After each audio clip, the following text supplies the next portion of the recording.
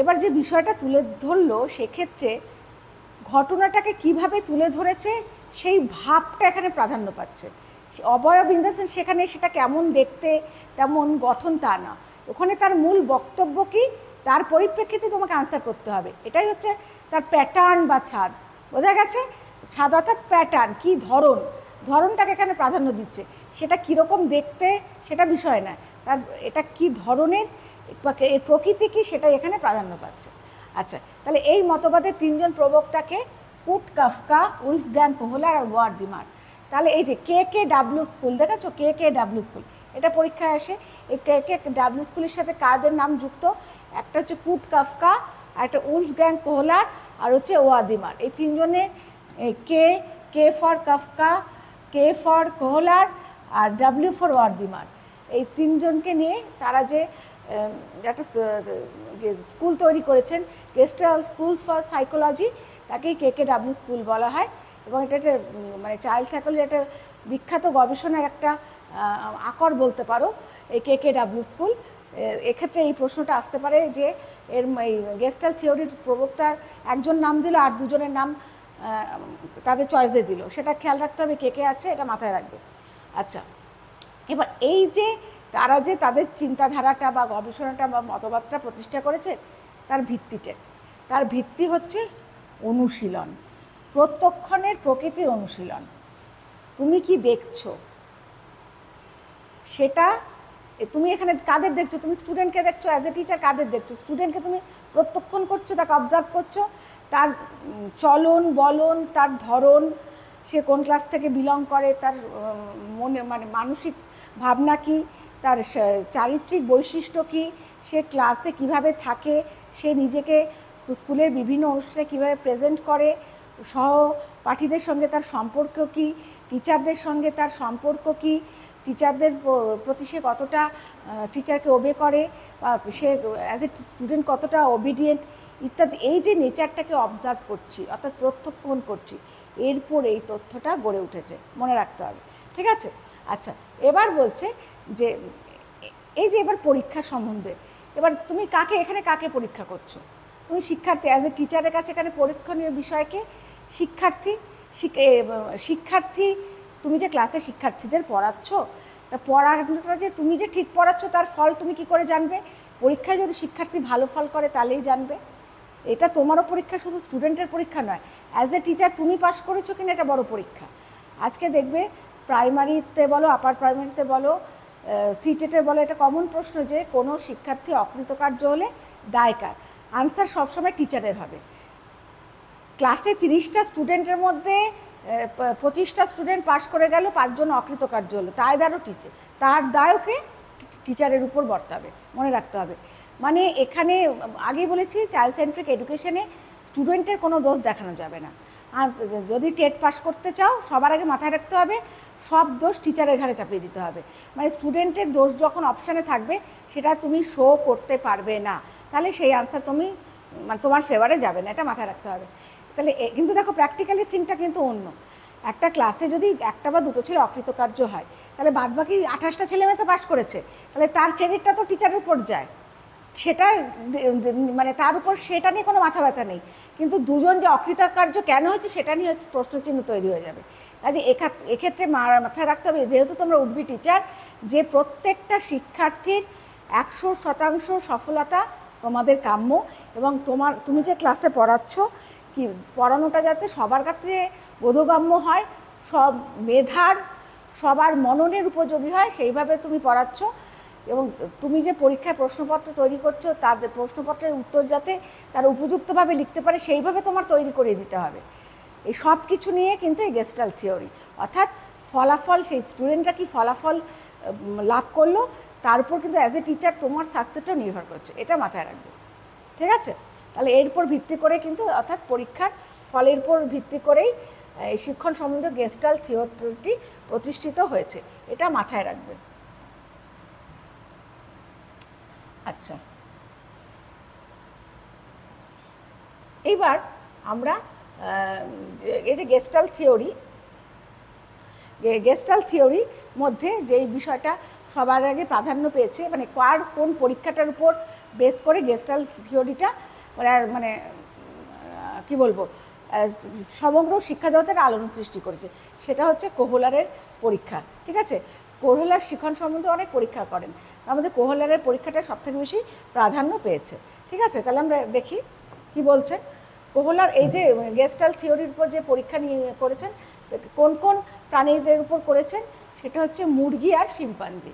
ঠিক আছে, এটা নিয়ে প্রশ্ন আসে, গেস্টাল্ট থিওরি কোন দুটি প্রাণীর উপর পরীক্ষিত, তাহলে শিম্পাঞ্জি মুরগি এই দুটো মাথায় রাখতে হবে। আর কোহলার কাদের নিয়ে কোন প্রাণীদের নিয়ে করেছে, সেটা হচ্ছে কি বলে শিম্পাঞ্জি আর মুরগির উপর, বা মুরগি ও শিম্পাঞ্জির উপর কী ধরনের পরীক্ষা শিক্ষণ সম্পর্কিত কোন কোন ধরনের পরীক্ষা হয়েছে, এইভাবে প্রশ্ন আসতে পারে, এগুলো মাথায় রাখতে হবে। আচ্ছা, তাহলে গেস্টাল্টের যে মূল কথা কি বলছে, গেস্টাল্টের মূল কথা বলছে যে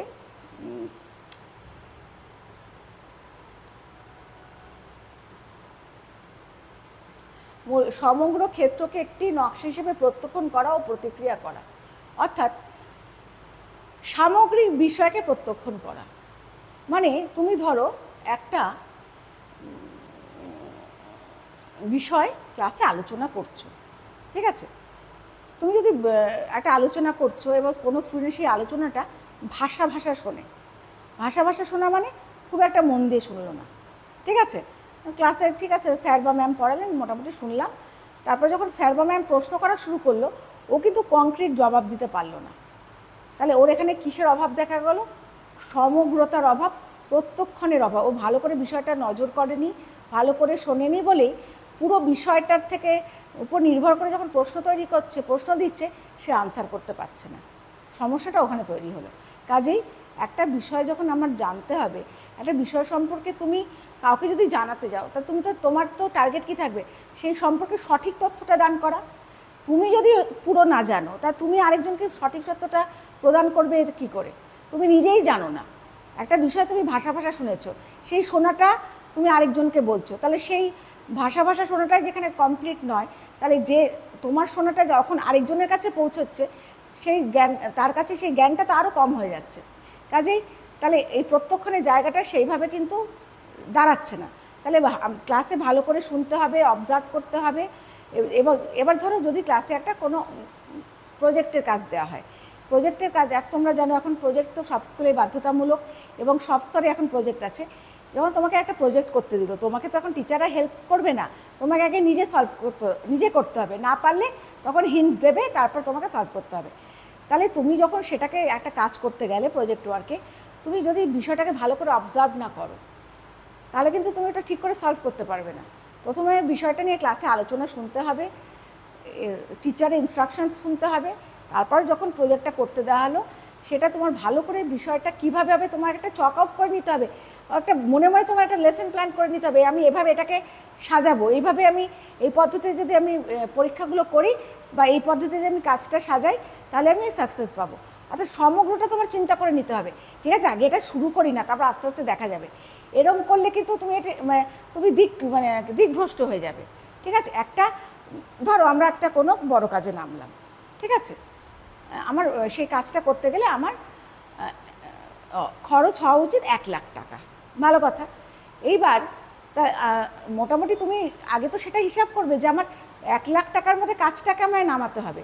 সেটা যদি না একটা চক আউট না করে, বেসিক একটা ফিগার তুমি তৈরি না করে, তোমার হিসাব না তৈরি করে তুমি কাজে নেমে পড়ে দেখছো যে তোমার লাখ টাকা বেরিয়ে যাচ্ছে, তাহলে তুমি চলবে কী করে, সেটা তো সম্ভব না। তাহলে সবার আগে তোমার একটা স্বচ্ছ ধারণা, বিষয়টার উপর সমগ্র একটা ধারণা দরকার, জ্ঞান দরকার, তারপর তুমি কাজটায় নামবে। তাহলে তুমি দেখবে যে স্টেপ বাই স্টেপ এই খাতে এইটুকু, ওই খাতে এইটুকু আমি ব্যয় করে আমি ঠিক ওই আমার যে নির্দিষ্ট বাজেট অর্থাৎ 1 লাখ টাকার মধ্যে কাজটাকে গুছিয়ে নিতে পারলাম।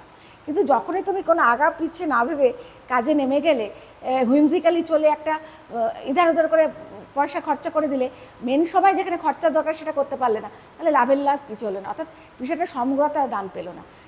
এইটা একটা আমি এক্সাম্পল দিলাম, সেটা যে কোনো ক্ষেত্রেই হতে পারে। যে কোনো কাজ করতে গেলে তোমাকে বিষয়টা নিয়ে আগে সঠিক চিন্তা করতে হবে, ঠিক আছে, ইভেন চিন্তাটা এমনই করতে হবে যে আমি কাজটা যে করছি ফলটা যেন সঠিক পাই, নাহলে এই যে আমার শ্রম যাচ্ছে, আমার অর্থ যাচ্ছে, আমার সময় যাচ্ছে, তিনটে যে মূলধন আমার চলে গেল, তাহলে যদি বিগফল 0 হয় তাহলে তো লাভ নেই, তাহলে পুরো এই থিওরিটাই তো মাঠে মারা যাবে। তাহলে তোমার বেসিক জ্ঞান দরকার, তোমার অনুশীলন দরকার। শুধু প্রত্যক্ষণ করলেই হবে না, শুধু আমি অবজার্ভ করে গেলাম, আমি হাতে কলমের প্র্যাকটিস করলাম না, তাহলে হবে? আমি ইউটিউব দেখে দারুণ বিরিয়ানি রান্না শিখলাম, কিরে বিরিয়ানি রাঁধতে জানি, সে দারুণ জানি, জিজ্ঞেস করলাম মুখ একেবারে ঠোঁটস্থ বলে দিলাম। এবার রাঁধতে গিয়ে দেখলাম ভাতটা একটু চালটা বেশি গলে গেছে, বেশি মশলা পড়ে গেছে, অতিরিক্ত গোলাপ জলের গন্ধ, কি হলো? নিটফল 0। কিসের অভাব?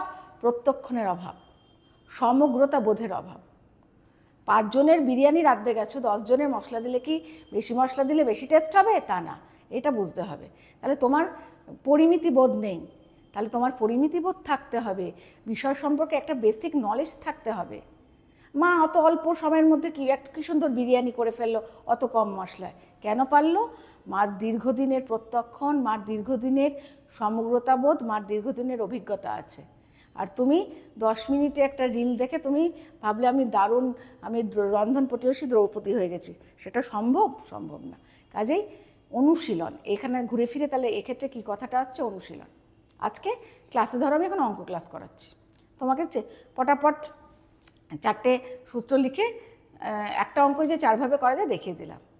তা আজকে তুমি ক্লাস করলে, আবার 7 দিন পর আবার পরের ক্লাসে যখন জিজ্ঞেস করলাম, ও ম্যাম ভুলে গেছি, খাতা দেখতে হচ্ছে। তুমি বাড়িতে গিয়ে যদি 7 দিন যদি এটা প্র্যাকটিস না করো, তাহলে তোমার কি মনে থাকবে? থাকবে না। তুমি কেন, সবাই, যে কেউ, চর্চা যদি না থাকে যে কোনো বিষয়, সেটা রান্না হতে পারে, গান হতে পারে, খেলা হতে পারে, পড়াশোনা হতে পারে, এভরিথিং, তুমি রেগুলার বেসিসে যদি চর্চা না করো, তুমি ভুলে যাবে, মনে রাখার কথা না, ঠিক আছে? আর বিষয়টা যদি একটু জটিল হয় তাহলে তো আরও গণ্ডগোলের ব্যাপার, আর একই বিষয় যদি অনেক রকমভাবে করা যায় আরও গণ্ডগোলের ব্যাপার, ঠিক আছে? মানে এটা ওর ঘাড়ে চলে যাবে। তাহলে যে কোনো জিনিস, একটা কাজ করতে গেলে তোমার একটা স্বচ্ছ ধারণার দরকার, একটা বেসিক সেন্স দরকার, প্রত্যক্ষণ দরকার, যে আমি ভালো করে এটাকে নজর করবো, এটা কীভাবে হয়েছে, এবং বোধটাকে সঠিকভাবে কাজে লাগাবো। এই কাজটা করতে এইটুকু সময় লাগে, এর বেশি লাগার কথা নয়। যখনই অতিরিক্ত সময় লাগবে তখন তোমার ভাবতে হবে যে না, এটা তো এতক্ষণ হচ্ছে না, তার মানে আমি বোধহয় ভুল পথে পরিচালিত হচ্ছি। তাহলে এই বিষয়গুলো সম্পর্কে তোমার কিন্তু মানে তুমি ওয়াকিবহাল হবে, তুমি কিন্তু তোমার জ্ঞানটা থাকতে হবে, ঠিক আছে? আচ্ছা, এবার যেটা বলেছে যে গেস্টাল্টবাদীরা যেটা আরেকটা খুব ইম্পর্টেন্ট মানে বিষয়ের কথা বলছে, সেটা হচ্ছে ইনসাইট বা অন্তর্দৃষ্টি। ইনসাইট বা অন্তর্দৃষ্টি, এটা মাথায় রাখবে, খুব ইম্পর্টেন্ট। তাহলে শিক্ষণের ক্ষেত্রে কোন শিক্ষা মনোবিজ্ঞানীরা অন্তর্দৃষ্টিকে প্রথম প্রাধান্য দিয়েছেন? তাহলে কী হবে? গেস্টাল্টবাদীরা। ইনসাইট বা অন্তর্দৃষ্টি, অন্তর্দৃষ্টি কেসটা কি? ধরো তোমাকে একটা কাজ করতে দিল, কোনো কিছু সলভ করতে দিল, ভালো কথা, তোমাকে তো প্রথমে হিন্টস দেবে না, বললো করো এই বিষয়ে, দেখো তো একটা বোর্ডে অঙ্ক দিয়ে দিলে করো তো দেখি কে কীরকম করতে পারো, কিছুতেই করতে পারছো না। এইবার নর্মালি কিন্তু তোমার দেখে মনে হচ্ছে এইরকম সূত্র বোধহয় ক্লাসে স্যার বা ম্যাম করিয়েছে।